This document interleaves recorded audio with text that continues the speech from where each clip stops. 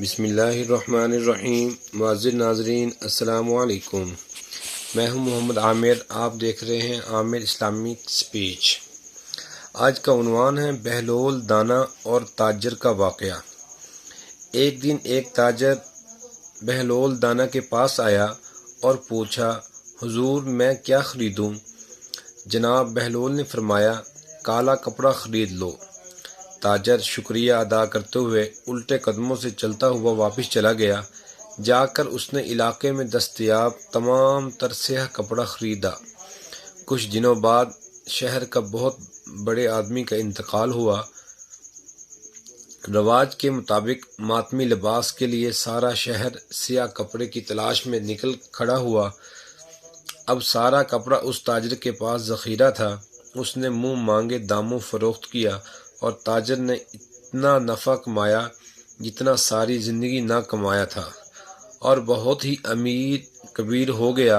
کچھ عرصے بعد وہ گھوڑے پر سوار کہیں سے گزر رہا تھا تو جناب بہلول وہاں تشریف رکھے ہوئے تھے۔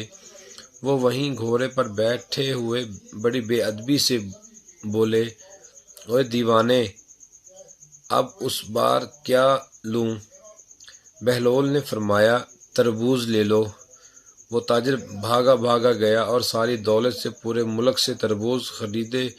ایک ہی ہفتے میں سب خراب ہو گئے اور وہ کوڑی کوڑی کو محتاج ہو گیا۔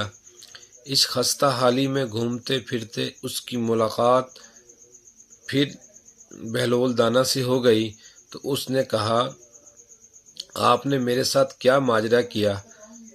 جناب بہلول دانا نے فرمایا، میں نے نہیں بلکہ تیرے لہجے نے اور الفاظ نے سب آپ سے کیا۔ جب پہلی بار تو نے ادب سے پوچھا تو مالا مال ہو گیا، اور جب تم نے گستاخی کی تو کنگال ہو گئے۔ جی دوستو، ناظرین سننے والے، دیکھیں، اس کا مطلب یہی ہے کہ باادب بانصیب جو چیزیں ادب سے ملتی ہیں وہ بے ادبی سے نہیں ملتی۔ ادب سے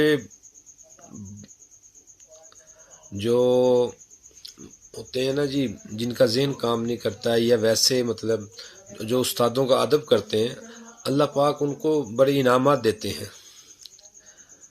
ادب ہر کسی کا، اپنے بڑوں کا ادب، اپنے اساتذہ کرام کا ادب۔ ہم نے ایسے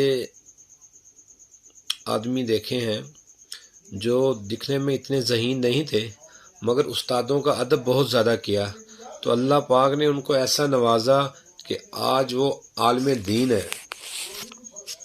تو ہمیں بھی چاہیے کہ ہم علماء کی قدر کریں اور ادب کریں، بڑوں کی ادب کریں، اور ماں باپ کا